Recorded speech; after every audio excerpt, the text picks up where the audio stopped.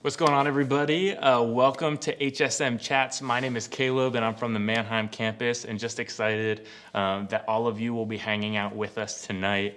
If it is your first time checking out HSM Chats, just want to give you a little bit of an idea as to what to expect. So if you have ever come to an actual HSM on campus in person, one of the things that you would expect is someone to get up on stage and to give like a talk or a message or a sermon or whatever you want to talk about it. And during the week, they're going to open up the Bible and try and think of the most compelling way to communicate that truth. And then some time near the end of their talk, probably going to say something along like, hey, this is true, now go and live that out. The thing that I'm excited about with HSM Chats and the thing that makes it just a little bit different is in a more conversational setting, we get to explore some of the nuances, some of the gray area, some of the application of that truth that we would typically talk about on a Wednesday night, and just have really good conversations. If I had to boil it all the way down to like one sentence, it would be in HSM Chats, we talk about what is most important. We talk about what's important to us. We talk about what's important in fully following Jesus. So I already see a couple of you have been commenting in the comments. Hi, Abigail. And I thought I saw another name come up as well. Just want to invite you to be a part of our conversation tonight. I'll be shooting out some questions and we'll be hearing from a few folks. But man, if you have an answer to one of those questions, or maybe you want to add a question as well, we'd love to talk about that too. So excited that y'all are here, but I want to introduce you to some of the really cool folks that we have on tonight as we'll be talking. And first, I want to introduce you to Caroline, who is from the Mannheim campus. Caroline, say hi. Hi, guys. There's Caroline. And then also excited to have Adam, who is from the Hazleton campus, on with us as well. Adam, go ahead and say hi. What's up, guys? So we're going to be jumping in, and tonight is the first night of a new set of talks or a new set of conversations that we'll be having. We're calling it God and Culture. And over the next 2 weeks, I feel like the questions that we'll be asking, the things that we'll be talking about, can kind of be covered under the umbrella of two separate tensions or two separate questions. And the first one is, as Christians who are following Jesus, basically, how do we engage with culture the most helpful, the most right, the best way possible, specifically because Jesus in and of himself, when he was walking the earth, was a countercultural person.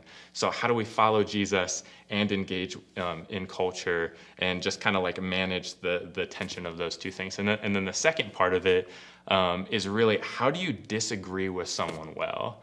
If you've been online really for any amount of time on any platform, whether it's like website, social media, you're on YouTube, whatever, you go down in the comment section or even just like checking out people's posts, man, people argue relentlessly all the time online. And even like thinking like this is so fresh because the last 12 months we've been in a presidential election cycle and people are arguing about politics literally all the time. So there are so many examples of people just arguing, just disrespecting each other and going after it.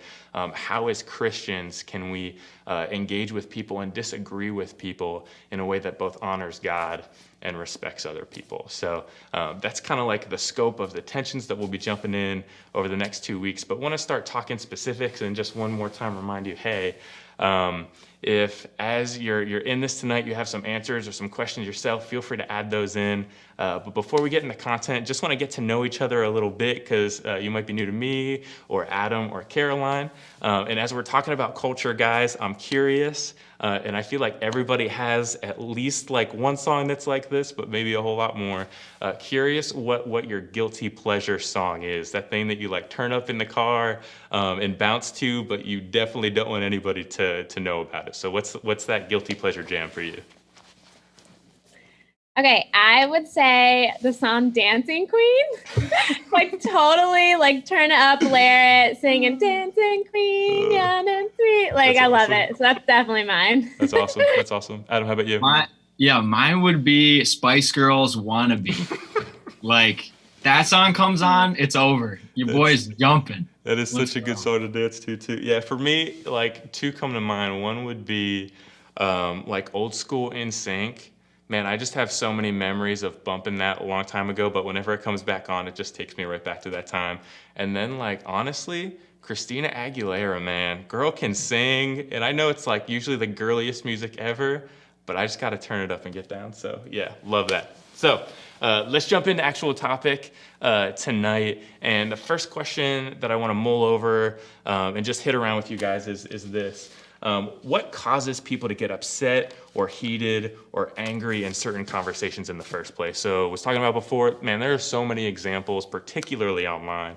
But honestly, I feel like it bubbles over into like every sphere of our lives where like, man, people have a hard time disagreeing in a way that's just helpful and beneficial for everybody involved.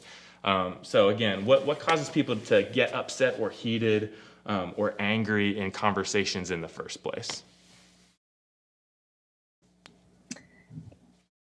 You go first, Caroline. Okay, I know you're gonna go. Yeah, so like you said, Caleb, I feel like there can be so many different reasons, but two big ones that come to mind for me are people really just want to feel heard and people want to feel understood.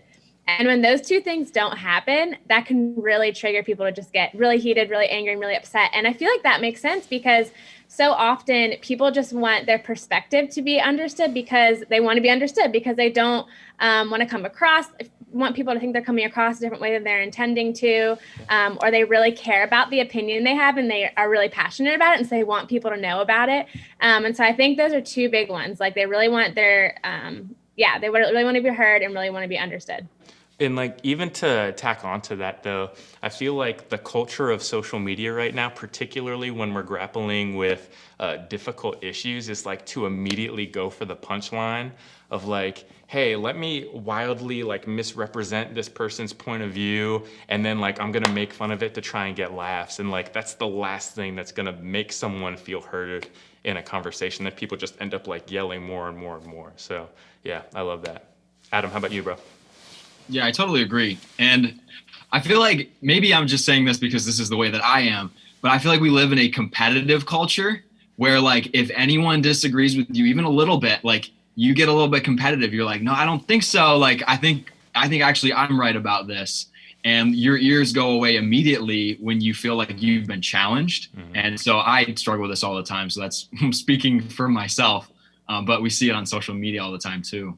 Yeah, that competitive nature always comes out, and I feel like that's driven by that too, where it's like, hey, someone's going to give a point of view on a platform, and then in the comments it's like, well, who won and who came out on top, and like just perceptions of it in general always come. And another thing that I oftentimes think about when it comes to like being angry in the first place in those conversations is realizing that you bring your own like conflict resolution dysfunction to every conversation that you have.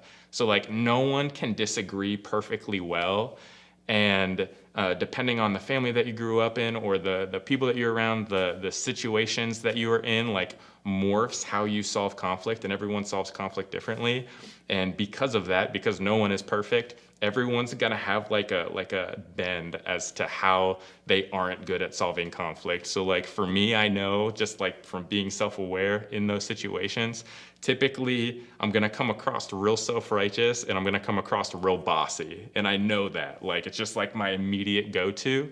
But just realizing that like, hey, if I have that dysfunction in every conflict that I'm in, other people are bringing that too, and there needs to be grace for those things. So yeah, 100%. Yeah. I would add something to that too, Caleb. You talking about how we're all imperfect and we're going to all bring that into these types of conversations. I think insecurity is a big thing too. And especially with like competitiveness and like feeling like you want to win, or again, like not feeling like you're understood, like that can just bring up insecurity. And so that can also just cause you to get really defensive because you don't like how that feels. Yeah.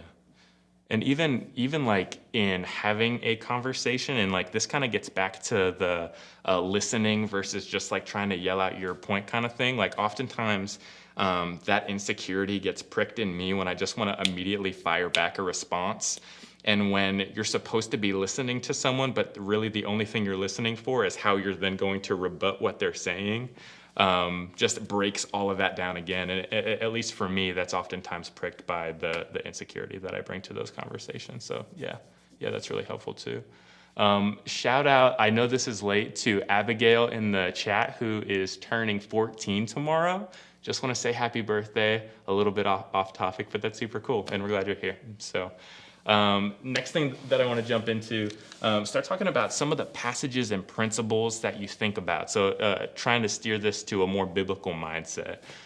What are some passages and some principles that you think about as you're entering into a hard conversation, as you're entering into a conflict, or into disagreeing with someone? So what do you guys think about that?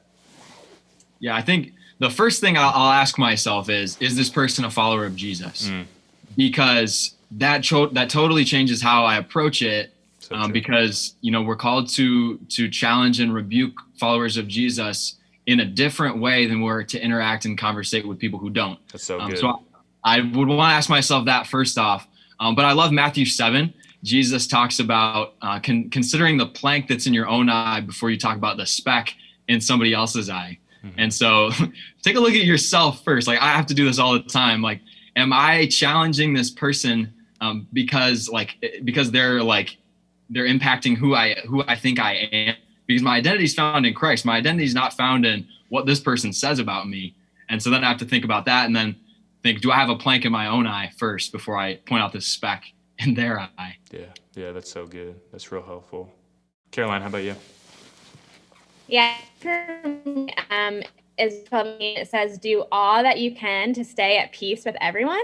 And this is a big one for me because I think so often it's easy for me to go into a difficult conversation, just like you were saying, Adam, earlier, wanting to win, or just wanting to jump right into the conversation. And I don't take time to kind of check my heart first. And I really have to do that to make sure my mindset is I want the outcome of this to be peace between us.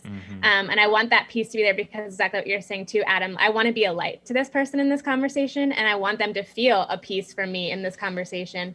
And I want that to reflect Jesus. And so definitely a big one for me is how can I go into this and bring peace? And I think just even like weighing out that mindset of as soon as we get into the brain space of this is an argument to win rather than this conversation is a medium to love a person. Like when I start treating you as a representation of an argument or something that I disagree with, rather than someone who is made in the image of God that I'm called to love and respect and have unity with, that immediately changes the trajectory of everything and how I say and what I say and when I say.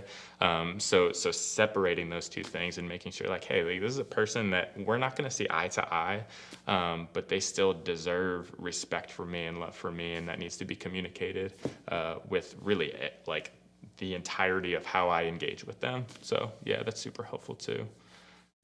Two passages that come to mind for me, and then there's a list of words that I think about based off of those two passages. One is Ephesians 4, and then one is in Colossians 4. But when I'm going into a hard conversation, here are the 5 descriptions, and you can check out the passages yourself sometime. But it's good and helpful and encouraging and gracious and attractive. And attractive is typically the one that gets me more than anything, but good, helpful, encouraging, gracious, and attractive. So thinking about the most heated conversation that you can be in, the hardest conversation that you need to be in, like a nitty gritty thing, thinking about applying those words to the interaction is so incredibly challenging for me. To think I'm gonna need to really hammer something out with someone and have them use those words to describe the interaction at the end. Really brings me back and kind of sobers me for the conversation of I need to get my head on straight here. So cool. Anything else on that, guys? Cool.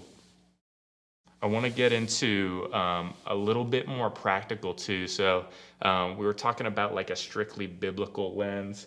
Want to get a little bit more nitty gritty. And if you guys have examples or stories from your past, certainly it'd be a good time to share them too.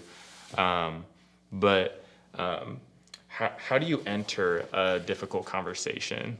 Is there prep work that you do? Are there things that you're trying to keep in mind before you go in that are hopefully gonna kind of bring that resolution and ultimately make everyone feel successful? What do you guys think about that?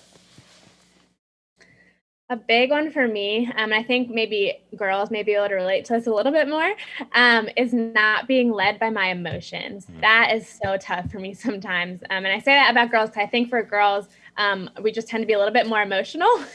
And so for that, like a thing that I have to do every single time before I get into tough conversations, and I'm not always great at doing it, but really just sitting down and spending time talking to God about it. And what I love so much about when we pray to God is that he changes our heart when we pray to him. And so there's been so many times for me where I'll be praying and all of a sudden I'll say something and I'll be like, where did that come from? Like, I didn't plan on saying that. And it just comes out, and it's because God was changing my heart in that moment.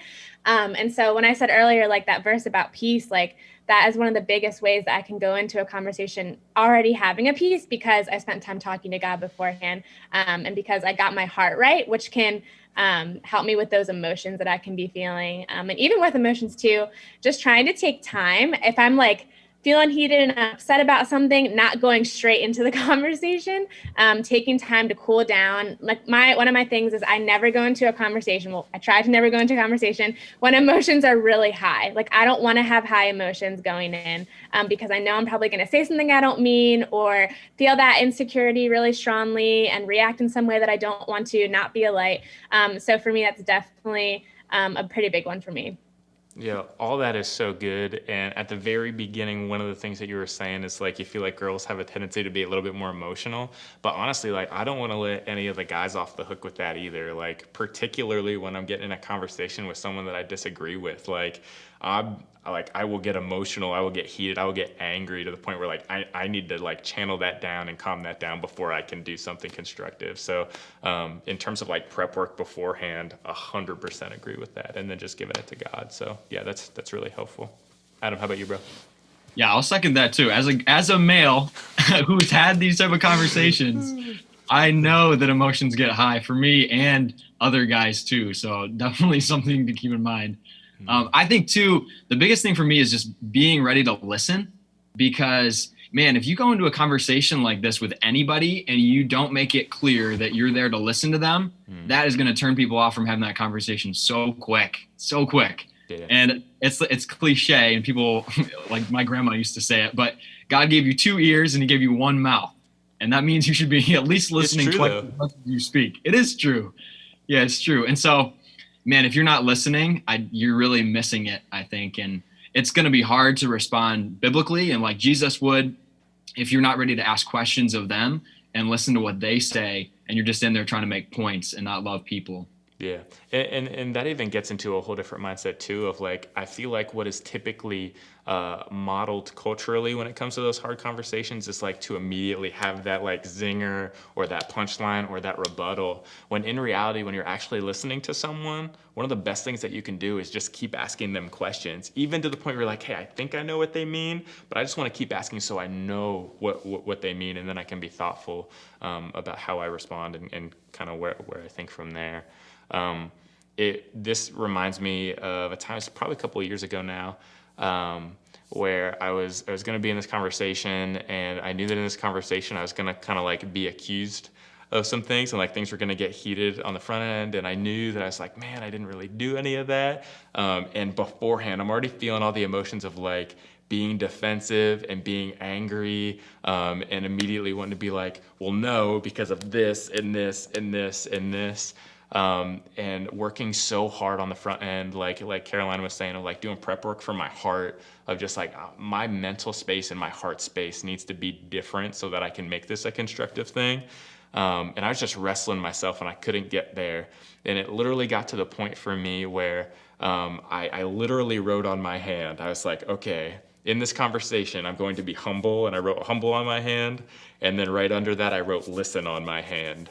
And throughout the conversation, whenever I was like, oh, I'm about to like heat this up, I'm about to put a little gas on it, I'm about to get defensive, I literally had to look down and be like, no, I'm going to be humble, I'm going to listen, and then hopefully honor the person and what they're sharing, even if I don't necessarily immediately agree. So that's still one that I go back to. I'm like, oh man, it can be so difficult sometimes.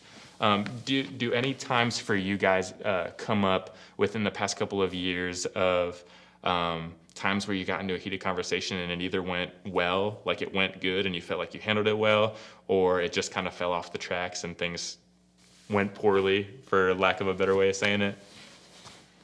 Yeah, I have something that comes to mind. So, and I did want to add this to what I was saying earlier. So, a time for me that heated conversation went well, was a time when I actually took time to talk to someone who was a godly mentor in my life, about the conversation before I went into it. Yeah. And so I sat down with them and just like kind of explained to them the situation and asked them like, kind of my side and like what I was feeling about it, and ask them to like call me out or like tell me if there's an area where I'm having the wrong mindset in this, or tell me if I could think differently about it. And we had like, I think it was like a 2-hour conversation, me and my mentor, and she just gave me so much wisdom and so much encouragement. So cool. And she really helped me change my perspective on a few of the things that I was thinking before going into this conversation. And so that was huge for me. And I know that was probably a main reason that the conversation did go so well, because I was able to get someone else's perspective, and most importantly, a godly perspective before going in. So that was definitely huge. Yeah, that's helpful. And even like who you pick to talk about those things prior is so important too, because so often what we'll do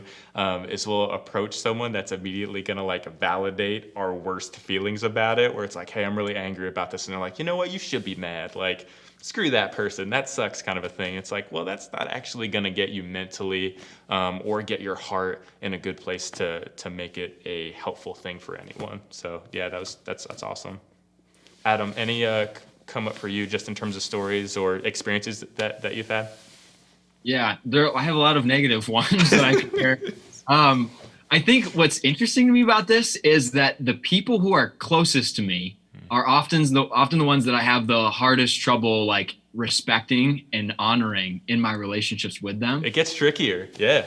There's almost this like thing where like I feel like I'm entitled to not like hold back because I'm so close to them. Yeah. Which is wrong. But I definitely do feel that way. So I'm thinking of specifically one close family member of mine in political conversations that we'll have in terms of like, how do you be a Christian in America and how do you express your views and your convictions?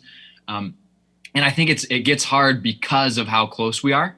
Yeah. And I will oftentimes, if I don't pray ahead of time, like Caroline was saying, if I don't go to a mentor ahead of time, I'm going to go in trying to win. And that's not the answer. My thought process going in needs to be, I want to learn, and I want to respectfully love this person. And if I don't, I'm going to blow it.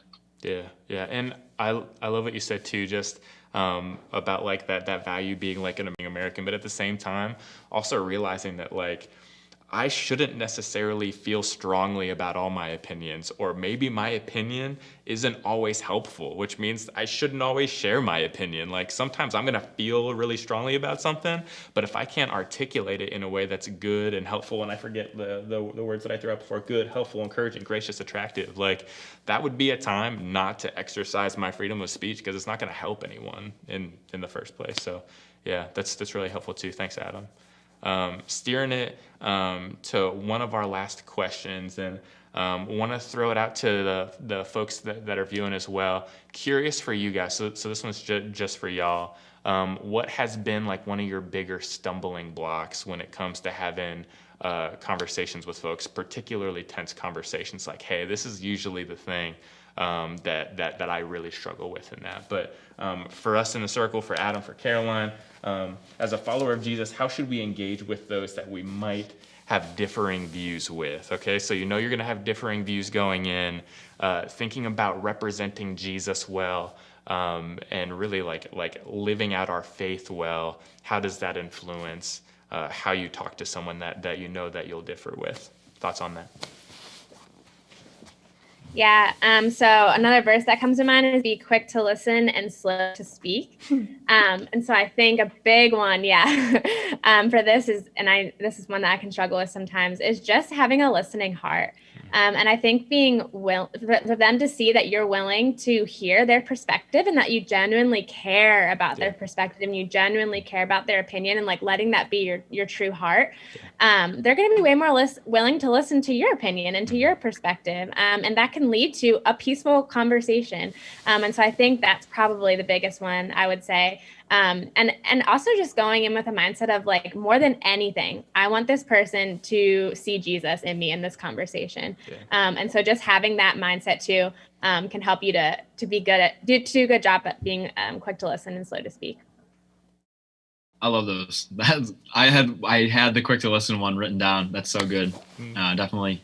I feel like the question has to be, like I said it at the beginning, like, is this person a believer? Because your approach is going to be really different depending on if they are or not. But either way, 1 Peter 3:15 says, always be prepared to give a reason for the hope you have, and do this in a gentle and respectful way. Yeah. So no matter who I'm talking to, I got to be gentle. I've got to be respectful. And if they are a Christian, this is something I'll always go back to. Philippians 3, verse 17. It talks about how we're citizens of heaven. And we just did that heaven series back in December with LCBC. Like, we ultimately are going to be in heaven together if this person also follows Jesus. There is nothing on the earth that should stand in the way of me loving this person. So I'm going to spend eternity with them praising Jesus. Yeah. And we're going to argue about politics? Like, that doesn't make any sense. That's so good. So you got to find the common ground. Yeah. Yeah. One of the biggest things for me, and specifically in living out my faith, and we had touched on this earlier, but just like realizing that I'm fallen and imperfect, and I'm going to bring those things into the conversations that I have as well. But it was a huge deal for me when I realized that even in a tension or an argument or a discussion that we're having, that I would swear up and down that I'm 100% right and the other person is 100% wrong. Because I'm imperfect, I will not see the situation completely clearly. I will not see the situation perfectly, and neither will the other person. So if I'm seeing this like 5% off one way and the person that I'm talking with, hey Nick, by the way, is seeing it like 5% the other way, there's still going to be like 10% difference that we might not ever be able to like completely agree on because we see it completely differently. And just like realizing that up front of like, hey, our love needs to be able to cover some of that difference in the first place. And just giving a lot of grace to each other. So really, really helpful. Right on. I love that. Oh, go ahead, Caroline. Sorry. I love that, Caleb. And I was just going to say too, like just what you shared, it made me think of having a humble heart too. And never feeling like you're better than someone or higher than someone or whatever it may be. Just having that humble mindset that none of us are perfect. And that we're going to be wrong and that we're not going to have, none of us are going to have the perfect perspective. And so just going in with a humble attitude. Yeah. And you were talking about, Caleb, like the diversity of opinions, because we're going to be having different perspectives and experiences. Sure. That's a good thing. Yep. Like, that's beautiful that we are all one body of Christ, but we're coming from different backgrounds and colors and families of origin. That's really cool. And it's going to help us see things way better if we think about it as a learning experience and not like a hurdle for us. Yeah. Yeah, one of the ways that I've heard that articulated is armed with enough humility, like you can learn from anyone, right? Even someone that you're like, hey, I would never hang out with them. I wouldn't usually even talk to them. Like, you can still learn from them. You can still learn from their experiences, and that can ultimately still be really helpful. One final question. This one will just kind of be on the fly. Curious about what for you guys has been like, and this is just 100% personal, what for you guys has been just like your biggest stumbling block in these conversations. So you're in a tense conversation. What's the thing that's like, man, like that's the mistake that I usually make. And then what have you learned from that over time? So just to start off, like I was saying, typically for me, especially because like typically when I'm in those kind of conversations, I try to be really thoughtful on the front end and I just think about things a lot. I'm pretty like introspective person. So usually when it gets to those conversations, I have prepared what I'm thinking and I just want to like communicate it and get it done. And in that, I have a tendency to just like be really rammy with that and just like take my perspective and just kind of want to like beat people with it. And it is not gracious. It is not good. It's just ugly. So just realizing that and learning from that humility needs to be something that I need to be really, really intentional about, particularly. And we were talking about emotions before, like when that anger pricks in me, like when I'm talking about something that gets me all geared up or fired up, like, hey, take some humility, listen, and value that before I just start like bringing out my perspective and trying to like convince people to think about it that way. So that's for me. But what's a common stumbling block? Maybe the most common stumbling block for you guys. So I think I would say, going back to what I said earlier about just like emotions, And sometimes, like you guys were saying, well, you can go in like feeling pretty good about your emotions because you didn't go in with like super high strung emotions, but then in the moment they come up. Yeah. And so for me, something that used to be a really big stumbling block, but something that's helped me a lot, where I've grown a lot in this area, is just in the moment, in that conversation, like praying to God, like in that moment being like, God, like I'm feeling the emotions coming, like so give me good. peace right now, comfort my heart, like help me to be humble, whatever I need in that moment, just right then and there, asking God for that. And that's been a really huge help for me. That's super good. That's super good. How about you, Adam? Yeah, I think a big thing is just like when someone is challenging my viewpoint or maybe even attacking my viewpoint, Which happens. remembering they're not attacking me. They're not challenging me, who I am. I know who I am. I'm a child of God. I'm God's son. Yeah. What they say has no effect on me. All they're doing is challenging my viewpoint, and my viewpoint might be wrong. And so I should be prepared in humility to change that viewpoint if I'm wrong. And so I have a problem. Like if I take it personally, what they're saying, that's going to be the start of something bad every time.